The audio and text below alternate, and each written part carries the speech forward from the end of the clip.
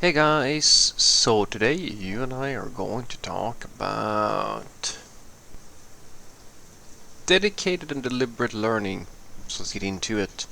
So the question in question was, Frederick, do good software engineer dedicate time to deliberately learn in addition to learning on the job? Yes. Yes, they do.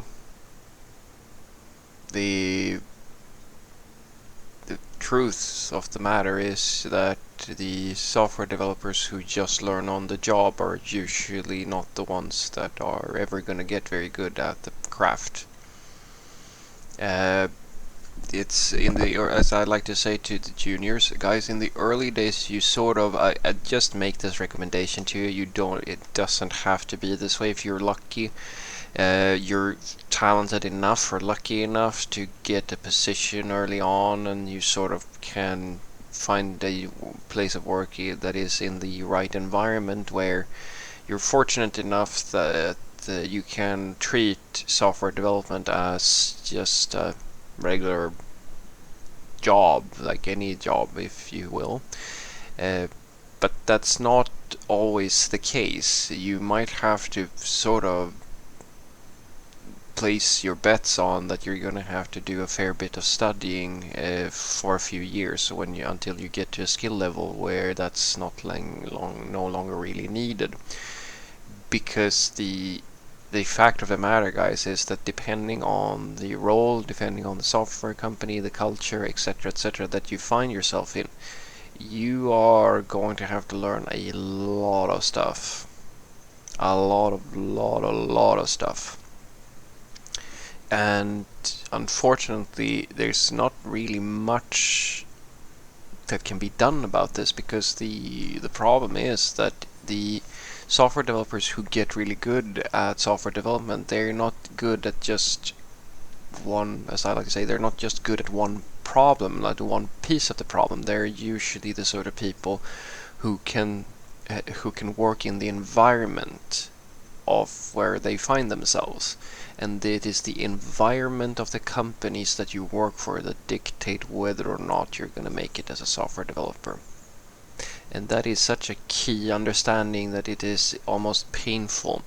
Because, guys, I work with so many software developers who are given tasks that they can barely achieve. Not because it's not achievable, but because they simply do not have the sort of width of understanding in order to solve those problems. The people who are truly good at software engineering, like the really good software developers, they are wide. Almost always. Because software guys, when we say the word stack, maybe you don't reflect so much about why we talk about the stack and what your stack is. But the stack is bigger than the stack that you might be using on the back end or the front end or something like that. The stack is a mental representation of the layers of technology that is necessary in order to deliver some type of software to an end customer. And just as with any machine or anything like that, all of these parts are necessary in order to actually achieve the goal of producing value, which is the end goal, right? You're trying to make something for somebody else. And as a software developer, it's the same thing as if you get really, I mean, if you only get good at one part of that system, you will only be able to be useful in one part, and that is fine as long as you have other people as long as you have someone else that can pick up the rest of the understanding, if that makes sense. And a classic example is the front-end developers. I think that the front-end developers are probably the biggest culprits in this that there is. So the front-end developers, they view everything that they do, not all of them, but a lot of them do, they view everything that they do as just the UI thing that they're supposed to do. The problem is that whenever they get into a project where they realize that, well, actually, there's more to it. Even if you're not a backend developer, you're actually going to have to know some stuff about the actual web and how things actually work on the web with authentication and things like that. They sort of freak out, some of them, where they realize that, like, they think that their work is just, using CSS, HTML, JavaScript, or some SPA framework or so forth, but very quickly they realize that you have things like bundlers, and you have things like backend for front ends, or server-side rendering versus versus client-side, and then you have like people who are forced to like work with vanilla JavaScript when they're not really used to that, etc., etc. There are so many circumstances where they have to know more than what they're trained to do, or what they have trained themselves to do, and that becomes a very big problem for most companies, because there are, as I said, like, there's all these gaps of knowledge and all these situations that arise where the ambition of the company is, of course, to have someone who knows all of it, but it's impossible to foresee what possible combination of events are going to take place in the daily grind of a software developer to hire one person that knows all of the things. And a lot of software developers are not so effective at their job. They, as I said, they sort of forget that your knowledge, like, just because you know one part of the problem, that doesn't necessarily mean that you shouldn't be learning more than the thing that you start out with, because very soon you will find that more of the stack is necessary to understand in order to deliver within the space that you find yourself.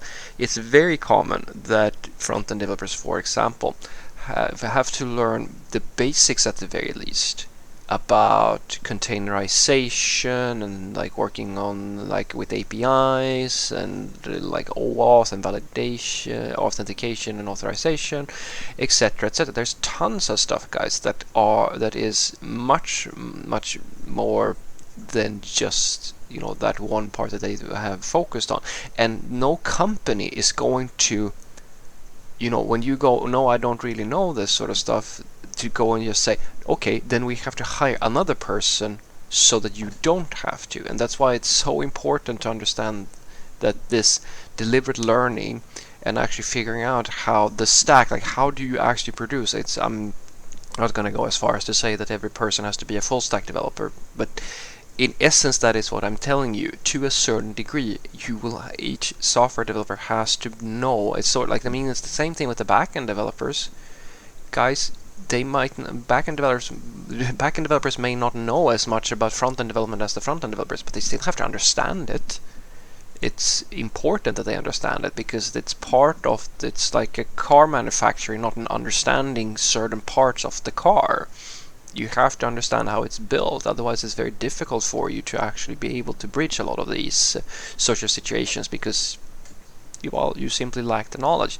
And I always see the same thing, and that is the best software developers that there are, they always have one thing in common, and that is that they are genuinely interested in learning as much as possible, and they have no prejudices usually. They don't go, oh no, I only learn front end, oh no, I only do this, I only do that. They are always interested in understanding things. They are almost always some manifestation of a full stack developer, where they have tons of interest in learning and actually going out of their way of learning new tools and so forth and so forth. And these guys and girls, they are usually, as I like to say, they are what we call rock stars. They have a lifestyle. They are not just coding because it's their job. They're coding because they're actually enjoying the process of learning more. So what I want you to take away from this is that, yes, the good software engineers are almost always passionate people who learn who do deliberate learning in more than just what learning is being done in the job, on the job. And that's something that you will notice very quickly is a very key question in almost every interview. Almost all interviews are going to touch on how do you learn. Like they're trying to figure out if you are one of these sorts of people, because these are the sorts of people that make the difference in IT. The IT industry is moving very quickly away from the like they have to have people who sort of just do their learning on the job to a certain degree, because they can't find the people who do it because it's fun, but these are the people that matter.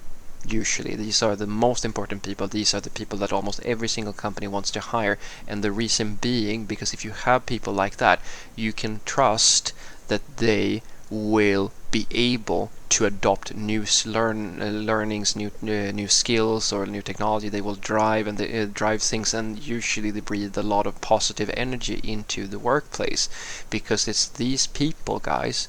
These are the people who actually go out and learn all the necessary things that they need in order to make really good digital solutions. But usually the people who only do their learning on the job and like does the quote-unquote bare minimum, they're going to be able to produce some code for you, but they're never going to take your company to the sorts of efficiency levels that you're going to need. Have a great day.